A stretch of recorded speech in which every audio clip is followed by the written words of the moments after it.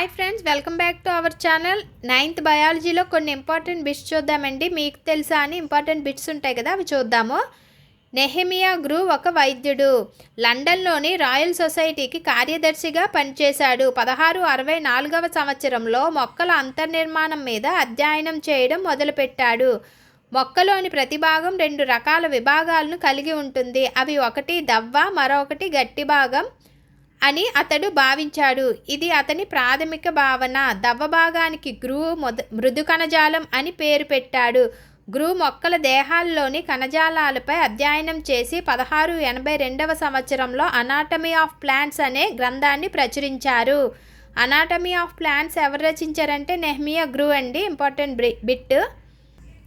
చూడండి, మరొక పాయింట్ చూద్దాం. విసర్జక పదార్థాలు, అధికంగా ఉన్న ఆహార పదార్థాలు, స్రావక పదార్థాలు వంటి కొన్ని రకాల పదార్థాలను విభిన్న రూపాలలో నిల్వ చేసుకోగలిగే సామర్థ్యం మొక్కలకు ఉంది. జిగురునిచ్చే చెట్ల యొక్క త్వచ కణజాలం నుండి జిగురు స్రవింపబడుతుంది.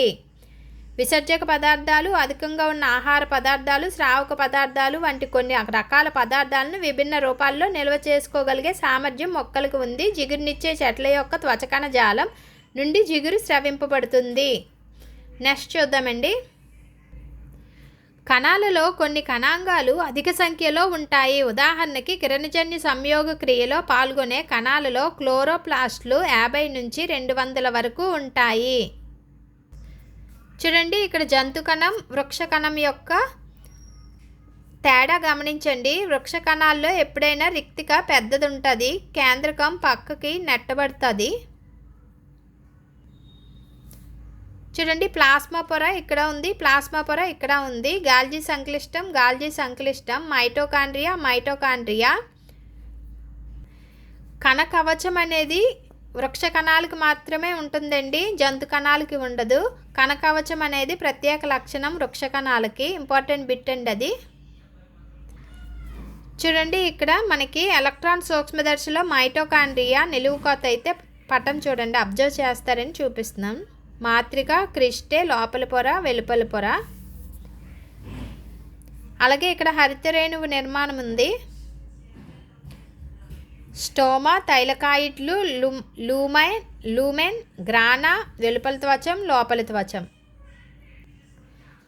చూడండి, నునుపు అంతర్జీవ ద్రవ్యజాలం, రైబోజోమ్లు, గరుకు అంతర్జీవ ద్రవ్యజాలం. ఎలక్ట్రాన్ సూక్ష్మదర్శినిలో అంతర్జీవ ద్రవ్యజాలం పటము.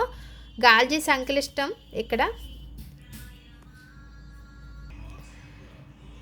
ఎముక కాల్షియం ఫాస్ఫేట్, కాల్షియం కార్బోనేట్లతో ఏర్పడింది. ఈ లవణాలను ఎముక ఆస్టియోసైట్స్ అనే కణాలు స్రవిస్తాయి. ఈ కణాలు ఎముక మధ్య ఖాళీ ప్రాంతంలో అస్థి మధ్యలో ఉంటాయి. నాడీకణం పటం చూద్దాము. డెండ్రైట్లు, నిస్సెల్ కణికలు, కణదేహం, కేంద్రకం, రన్వీర్ కణుపులు, ఆక్సాన్, మైలిన్ త్వచం, నాడీ అంత్యాలు. చూడండి, పటాన్ని అయితే చూసుకోండి, ఈజీగా గుర్తుంటాయి.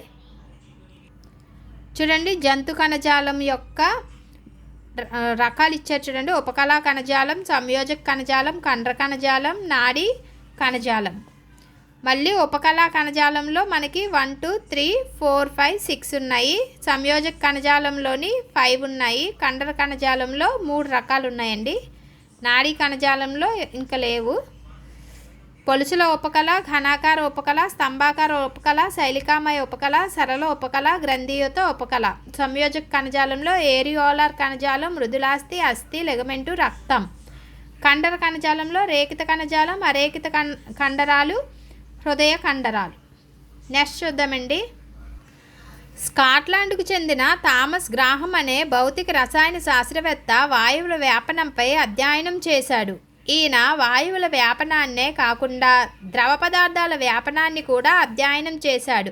మాధ్యమంలో కరిగే పదార్థాలను కరగని పదార్థాల కంటే వేగంగా వ్యాపనం చెందుతాయని గ్రాహం కనుగొన్నాడు. దీన్నే గ్రాహం వాయు వ్యాపనం నియమం అంటారు. ఇంపార్టెంట్ బిట్స్ చూస్తున్నామండి. మొత్తం టెక్స్ట్ బుక్లో ఉన్నవి చూపిస్తున్నాను.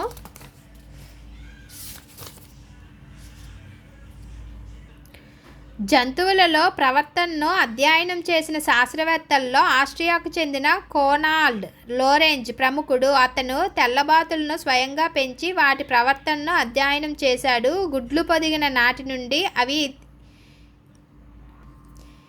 అవి ఇతన్ని అనుసరించేవి. అవి పెరిగి పెద్దవిగా మారినప్పటికీ ఆయనతోనే కలిసి తిరిగేవి. జంతువుల ప్రవర్తనను అధ్యయనం చేసినందుకు గాను శరీర ధర్మశాస్త్రం మరియు ఔషధ శాస్త్ర రంగంలో ఆయనకు 1973లో నోబెల్ బహుమతి లభించింది.